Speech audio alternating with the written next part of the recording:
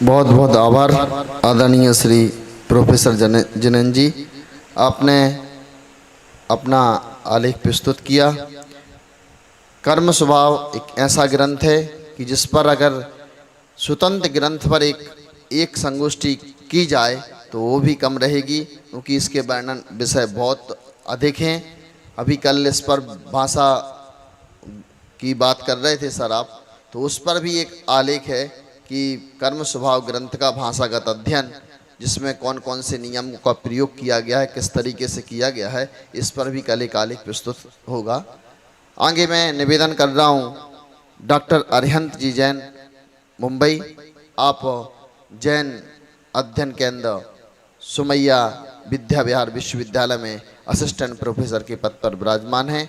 आप आकर के और जीवन मूल्यों पर अपना आलेख प्रस्तुत करेंगे। आप बहुत अच्छे युवा विद्वान हैं। आपका परिचय क्या है? आप प्रोफेसर फूलचंद जी जैन प्रेमी के छोटे सुपुत्र हैं। आप बहुत ही योग्य विद्वान हैं। आप आकर के अपना आलेख प्रस्तुत करेंगे। आदरणीय डॉक्टर अरिहंत जी जैन, अनुराग।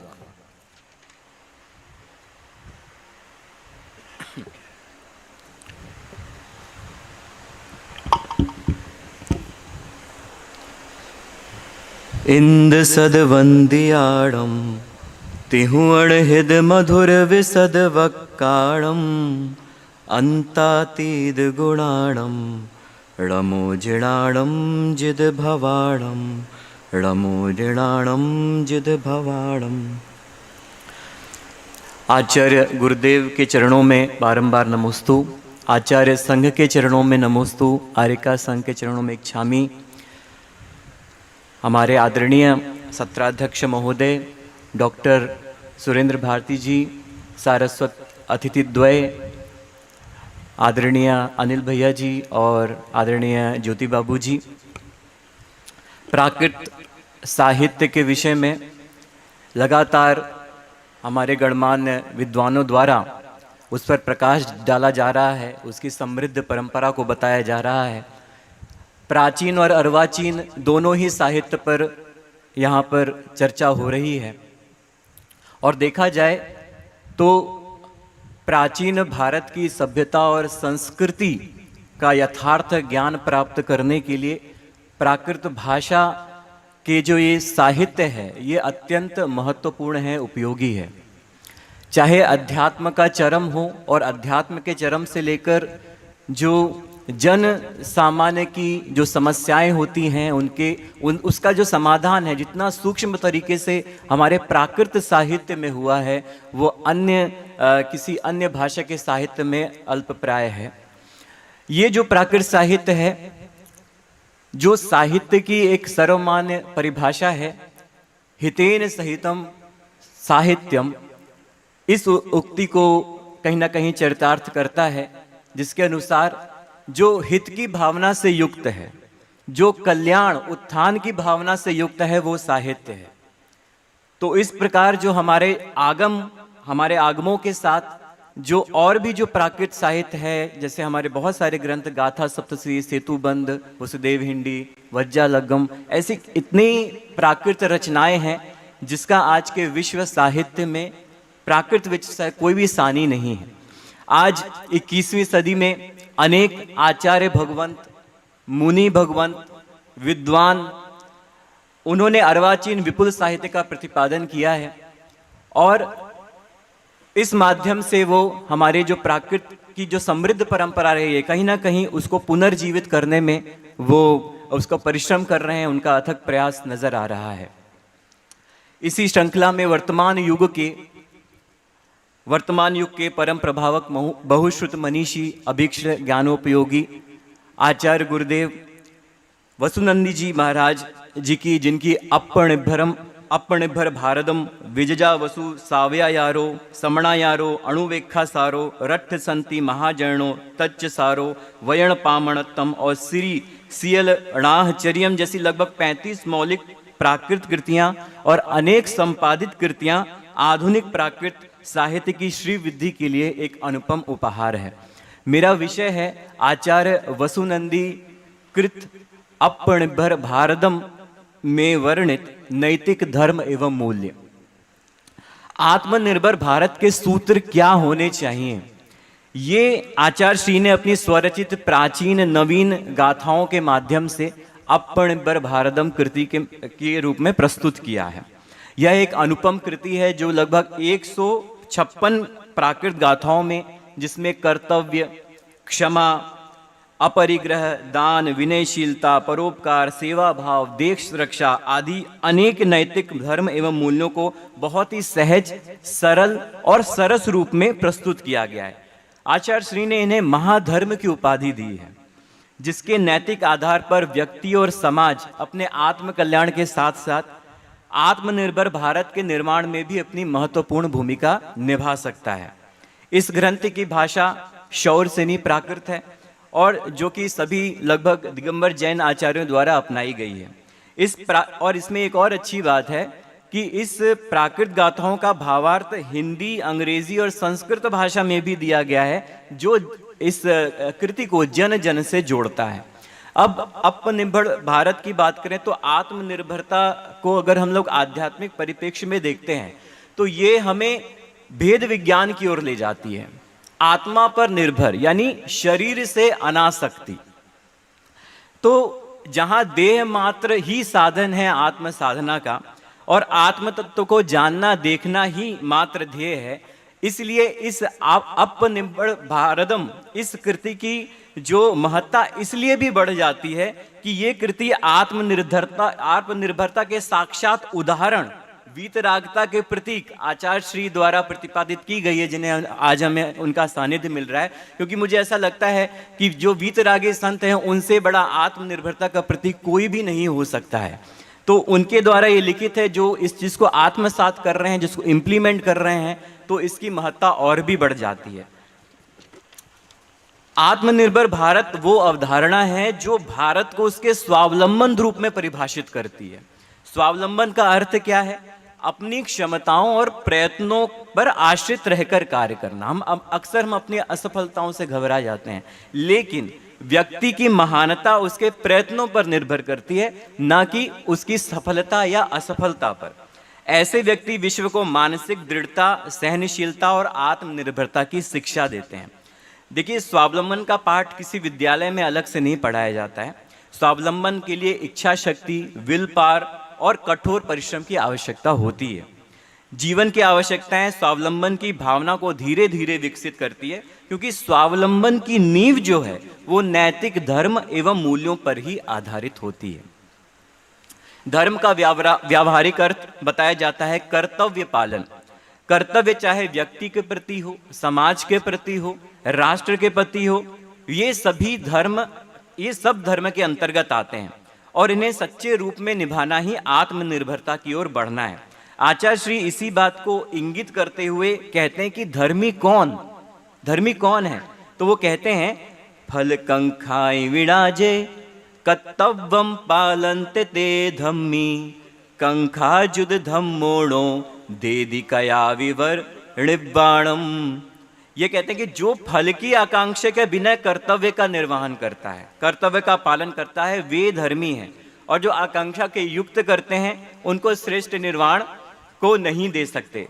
इसलिए यहाँ पे धर्म शब्द को समझना बहुत जरूरी है कि धर्म शब्द अत्यंत व्यापक है, हमारे सार्वभौमिक सार्वकालिक आंतरिक मूल्यों का विशाल महासागर है।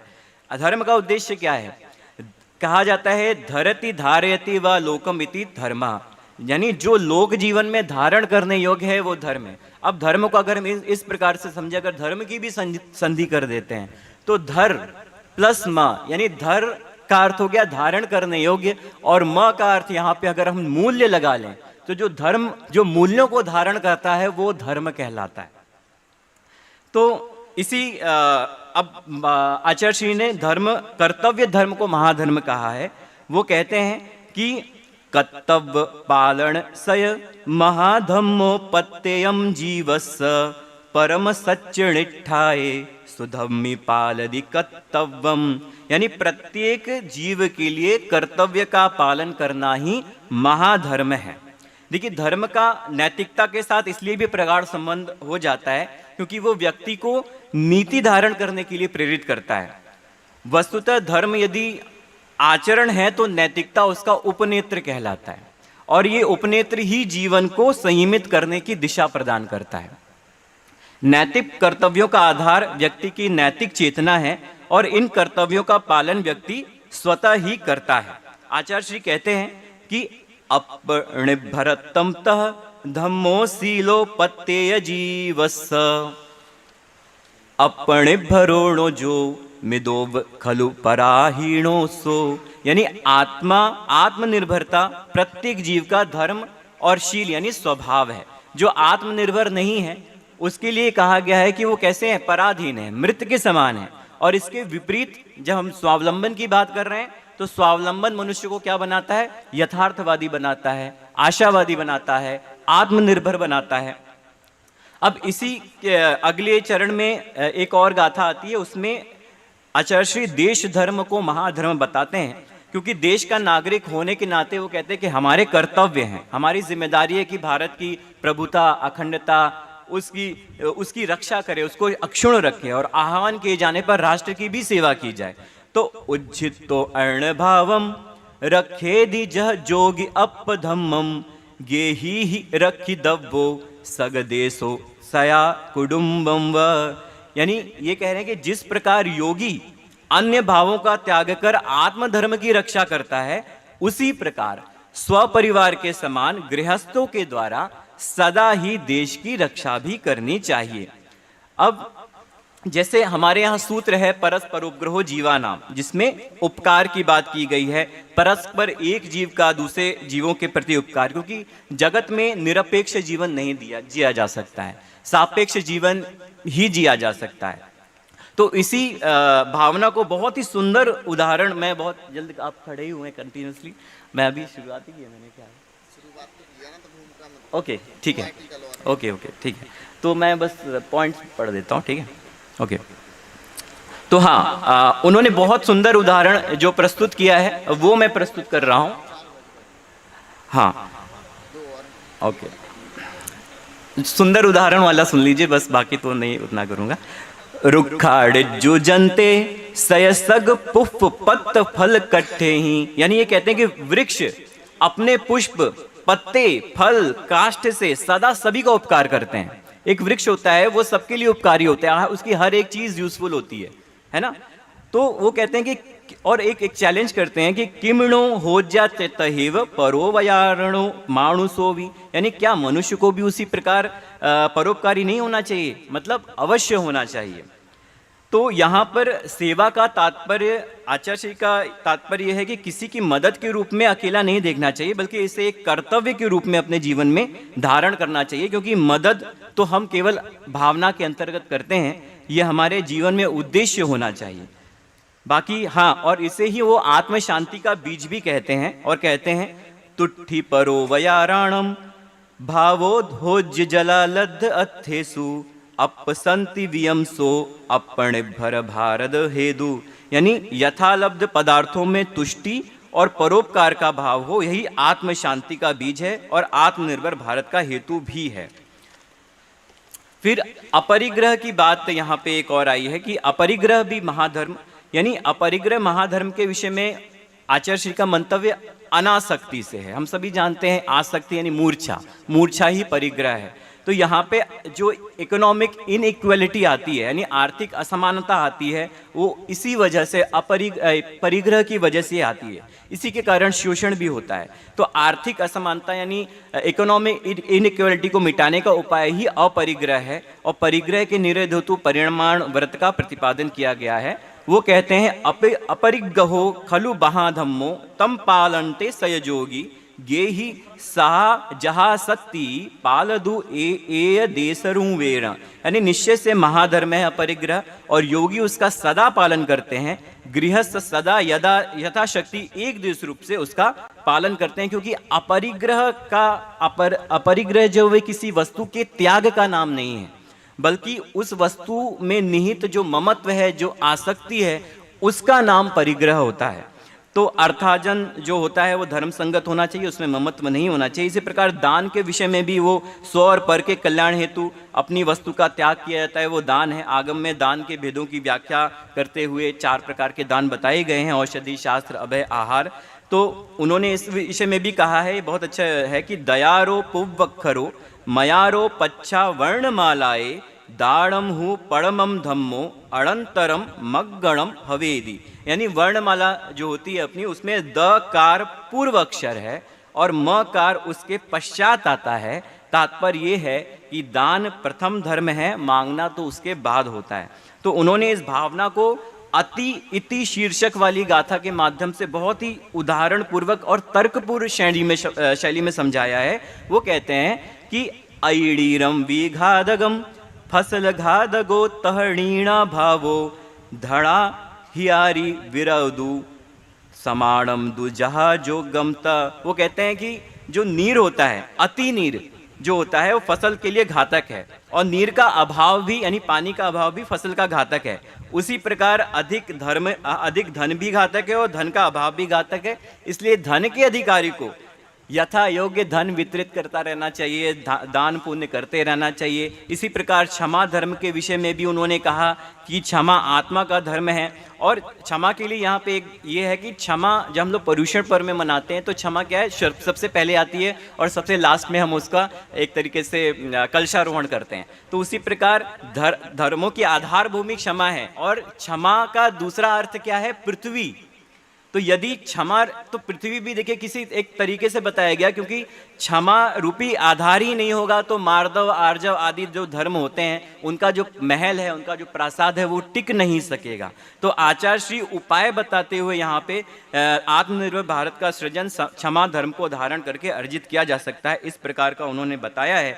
और उन्होंने अनेक, बस कंक्लूड कर रहा हूँ, इस प्रकार अपनिर्भरम भारतम ग्रंथ के माध्यम से अनेक नैतिक धर्म और मूल्यों पर मार्गदर्शन देकर आत्मनिर्भरता की आचार्य श्री ने राह दिखाई है। उन्होंने विनयशीलता को धर्म का मूल बताया है। उन्होंने कहा कि विनय रूपी मूल के बिना सम्यक ज्ञान, सम्यक दर्शन, सम्यक चारित्र या और सम्यक तप रूपी जो पुष्प होता है वो पल्लवित नहीं हो सकता।